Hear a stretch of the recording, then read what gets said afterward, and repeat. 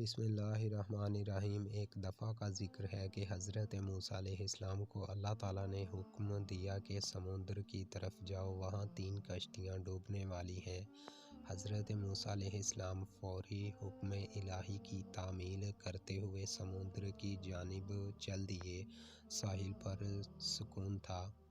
बहुत दूर से एक कश्ती आती हुई दिखाई दी जो आहिस्ता आहिस्ता साहिल की तरफ बढ़ रही थी। अभी वो किनारे से कुछ ही फासले पर थी कि हज़रत मूसा ने आवाज़ दी कि ए कश्ती वालों, अल्लाह का हुक्म आने वाला है, होशियार रहना। उन्होंने जवाब दिया, आप जानते हैं कि अल्लाह के हुक्म को कोई नहीं टाल सकता। हम तो उसके बंदे हैं जो हुक्म इलाही के पाबंद हैं। कश्ती वाले अभी ये बात कह ही रहे थे कि अचानक एक मौज उठी और कश्ती डूबने लगी। सवार अपने आप को बचाने की कोशिश करने लगे। इतने में एक और ज़बरदस्त मौज आई और कश्ती को अपने साथ बहाकर समुद्र की तह में ले गई।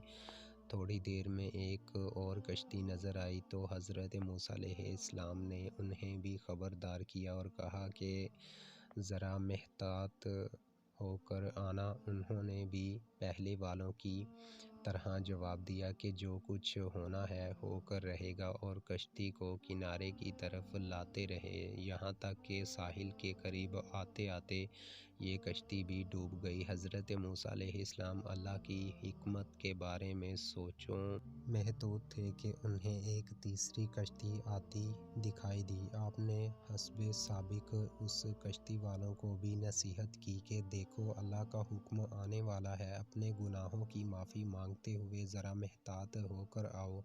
उन्होंने जवाब में कहा कि ए अल्लाह के नबी, जिस तरह आप सच्चे हैं इस तरह अल्लाह का हुक्म भी अटल है, उसे कोई नहीं बदल सकता। लेकिन अल्लाह की रहमत भी तो है, हम उसकी रहमत से क्यों मायूस हों। लिहाजा हम अल्लाह की रहमत पर भरोसा करके आ रहे हैं और वो अपनी रहमत के सदक़े में हमें ज़रूर अमन सलामती के साथ किनारे पर पहुंचा देगा। कश्ती वालों का ये जवाब सुनकर हज़रत मूसा अलैहिस्सलाम खामोश हो गए।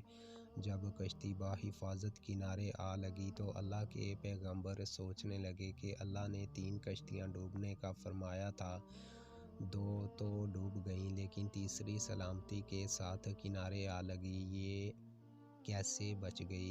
इरशाद बारी ताला हुआ कि ए मूसा, आपने सुना नहीं कि तीसरी कश्ती वालों ने क्या कहा। उन्होंने मेरे हुक्म को तस्लीम किया था, मेरी रहमत को आवाज़ दी थी और इस पर पूरा तवक्ल और भरोसा भी किया।